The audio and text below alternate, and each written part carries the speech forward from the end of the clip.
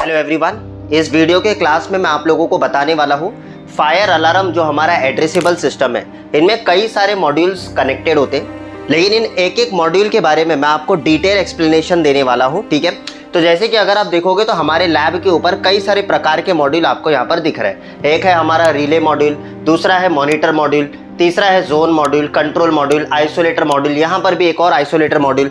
तो हमने बहुत सारे यहाँ पर मॉड्यूल्स लगा के रखे हुए हैं। फायर अलार्म का प्रोजेक्ट कर रहे हो और उसमें अगर आपको मॉड्यूल के बारे में पूरी जानकारी नहीं है, ठीक है, तो कोई फायदा नहीं है। इस वजह से मॉड्यूल्स बहुत इंपॉर्टेंट होते हैं। जब भी बात आती है हमें किसी थर्ड पार्टी अप्लायंसेस को इंटीग्रेट करना है, तब मॉड्यूल्स की इस्तेमाल की जाती है। तो ऐसे बहुत सारी चीजें हैं जो हमें काम में लगती है। जैसे यहाँ पर अगर आप देखोगे तो रिले मॉड्यूल के साथ में हम कोई भी थर्ड पार्टी अप्लायंसेस को इंटीग्रेट कर सकते हैं। जैसे in case of fire automatically हमें चाहिए कि हमारे मोबाइल के ऊपर कॉल आने लग जाए। ठीक है, तो वहां पर क्या होता है कि हम इस प्रकार के ऑटो डायलर सिस्टम्स का इस्तेमाल करते हैं जो हम इंटीग्रेट करते हैं। ठीक है, तो जैसे ही फायर करेंगे ऑटोमेटिकली आपके मोबाइल पर कॉल आने लग जाएगा। उसके बाद में अगर आपको इंटीग्रेशन करना है कि आग लगने के बाद में ऑटोमेटिकली सारे डोर रिलीज हो जाए, ऑफिस के अंदर जितने भी डोर होते हैं सब एक एक्सेस कंट्रोल पैनल के साथ में कनेक्टेड होते हैं, तो वो ऑटोमेटिक रिलीज होंगे। तो ये हमारा रिले मॉड्यूल के द्वारा ऐसे बहुत सारे इंटीग्रेशन होते हैं। AHU एयर हैंडलिंग यूनिट के साथ में आपको इंटीग्रेट करना है, या कोई वेंटिलेशन फैन लगा हुआ है उसके साथ में आपको इंटीग्रेशन करना है।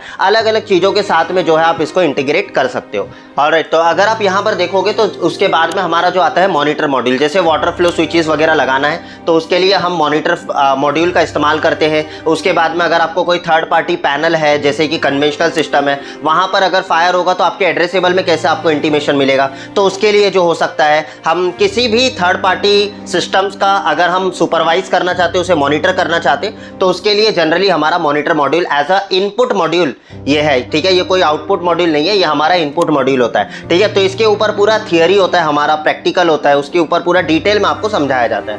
आफ्टर देन रिले मॉड्यूल जो है ये हमारा आउटपुट मॉड्यूल है, यानी कि यहाँ पर हम इंटीग्रेट करके थर्ड पार्टी को जो है वो सिग्नल देते हैं ताकि वो जो है डोर अब कुछ भी हो सकता है, कोई भी सिचुएशन में, जैसे डोर है तो वो ओपन हो रहा है। ठीक है, किसी सिचुएशन में किसी सर्किट को हमें क्लोज करना है, किसी सर्किट को ओपन करना है, तो हम रिले के द्वारा कंट्रोल कर सकते हैं। ऑलराइट, उसके बाद में नेक्स्ट जो होता है हमारा जोन मॉड्यूल। जोन मॉड्यूल एक बहुत ही इंपॉर्टेंट मॉड्यूल होता है। कहीं पर जैसे कोई आपका मॉल है या कहीं पर कोई एक छोटा ऑर्गेनाइजेशन है, कोई फैक्ट्री है, वहां पर कन्वेंशनल सिस्टम ऑलरेडी लगा हुआ है। आपको क्या चाहिए, उनके जो कन्वेंशनल डिवाइसेज है वो आप एड्रेसेबल के अंदर यूज करना चाहते हो, तो with the help of this zone module आप उसे यूज कर सकते हो। तो इसकी भी एड्रेसिंग होती है, इसे भी प्रॉपर तरीके से हमारे पैनल के अंदर इसे एड्रेस देकर जो है प्रोग्राम करना पड़ता है। ठीक है, उसके बाद में नेक्स्ट जो आता है वो हमारा कंट्रोल मॉड्यूल। कंट्रोल मॉड्यूल का मतलब क्या है? कंट्रोल मॉड्यूल जो है वो हमें काम में आता है जैसे हमारे जो एड्रेसेबल सिस्टम्स होते हैं। ठीक है, इन हमारे जो एड्रेसेबल सिस्टम्स है इनमें जो डिवाइसेस होते हैं, हूटर, ठीक है, हमारा जो स्ट्रोब हो गए या तो हूटर हो गए, ये सब कन्वेंशनल वाले होते हैं। ठीक है,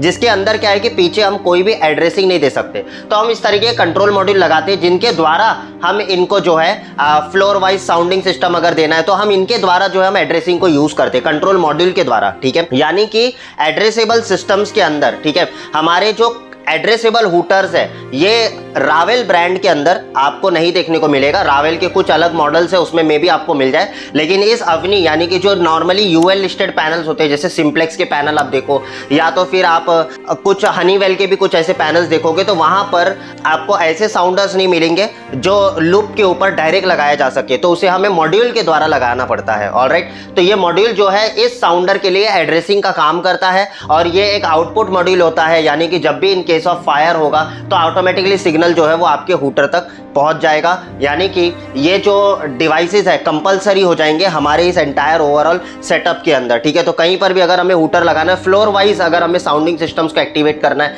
या तो फिर हमें कहीं पर ऐसे जगह पर हूटर लगाना है जो मैं चाहता हूं कि कुछ डिवाइसेस में जब फायर होगा तभी वो हूटर काम करे, तो ऐसे सब सिचुएशन पर हम कंट्रोल मॉड्यूल का इस्तेमाल करते हैं। ठीक है, उसके बाद में हमारा आता है आइसोलेटर मॉड्यूल। आइसोलेटर मॉड्यूल तब आपको काम में आएगा जब आपको शॉर्ट सर्किट होता है। जैसे हमने क्या किया, एक शुरू में लगाया, एक यहाँ पर लगाया, एक हम आखिरी में लगाते हैं, जिससे कि क्या होता है, यहां से लेकर यहां तक अगर कोई भी सर्किट में कहीं पर वायर शॉर्ट होता है तो मेरा पैनल जो है वो सेफ होता है, यानी कि मेरा ऑटोमेटिकली यहाँ से लेकर यहाँ तक के जो डिवाइस है वो आइसोलेट हो जाएंगे, ठीक है। तो जिससे कि हमारा जो पैनल है वो काफ़ी ज़्यादा सेफ रहता है, ठीक है, वो शॉर्ट सर्किट से बच जाता है। तो ये हम आइसोलेटर मॉड्यूल एवरी 20 डिवाइसेस पर हम लोगों को रिकमेंड करते हैं कि आपको ये इंस्टॉल करना चाहिए, ठीक है। अब आइसोलेटर जो मॉड्यूल होता है ये नॉन एड्रेसेबल होता है, इनमें कोई एड्रेस देने की ज़रूरत नहीं होती है। अब यहाँ पर जब भी आइसोलेट होगा तो ये लाइट जो है वो ऑटोमेटिकली आपका स्टेडी हो जाता है, ठीक है।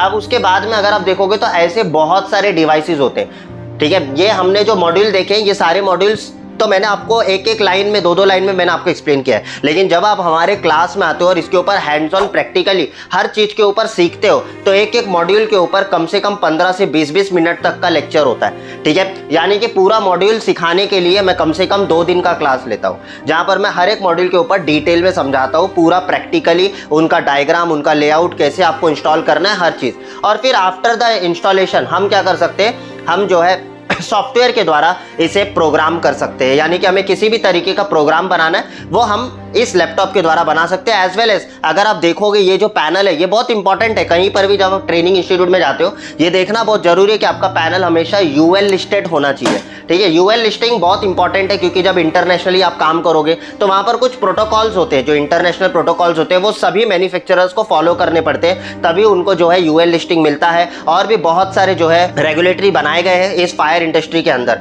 तो बहुत सारे पैनल जब आप मार्केट में काम करोगे, ठीक है, उनमें देखोगे तो आप उनके यूएल लिस्टिंग पैनल नहीं होती है, लेकिन मार्केट में बिक रहे हैं, नो डाउट मार्केट में बिक रहे हैं। लेकिन जब बड़े बड़े प्रोजेक्ट करने, जैसे कोई मॉल में प्रोजेक्ट करना है या तो फिर कोई बड़े आपके टेंडर्स निकल रहे हैं, ठीक है, गवर्नमेंट के टेंडर्स वगैरह हो गए, तो वहां पर यूएल लिस्टेड पैनल्स ही रिकमेंडेड होते हैं, ठीक है। आप देखना उसके बीओक्यू में, तो वहां पर क्या होता है, एक इंटरनेशनल स्टैंडर्ड बनाया गया जो मैन्युफैक्चरर्स को फॉलो करना पड़ता है। और ये जो स्टैंडर्ड है ये कॉमन प्रिंसिपल्स होते हैं जो हर कंपनी वाले लोगों में आपको देखने को मिलेगा। तो एक बार आपने इसमें ट्रेनिंग ले लिया तो फिर इसके बाद में आपको कोई और पैनल के ऊपर एज आपको डिटेल में ट्रेनिंग लेने की जरूरत नहीं है। ऊपर से चीजें भी अगर आप समझ जाओगे तो आप ओवरऑल यूज करना समझ जाओगे, ऑलराइट। लेकिन एक किसी ब्रांड के ऊपर आपको detail training as a start of the phase में लेना पड़ेगा, ठीक है, ताकि आपके कोर कंसेप्ट क्लियर हो, ठीक है। तो हमारा जो एसएलसी सर्किट है वो कैसे काम करता है, इसके अंदर अगर आप एसएलसी लूप कार्ड अगर देखोगे तो ये जो लूप कार्ड्स लगे हुए हैं ये कैसे बिठाए जाते हैं, तो हमारा 4 लूप का जो है ये पैनल यहाँ पर आपको देखने को मिलता है। तो इसकी पूरी प्रोग्रामिंग होती है। प्रोग्रामिंग हम 2 तरीके से करते हैं,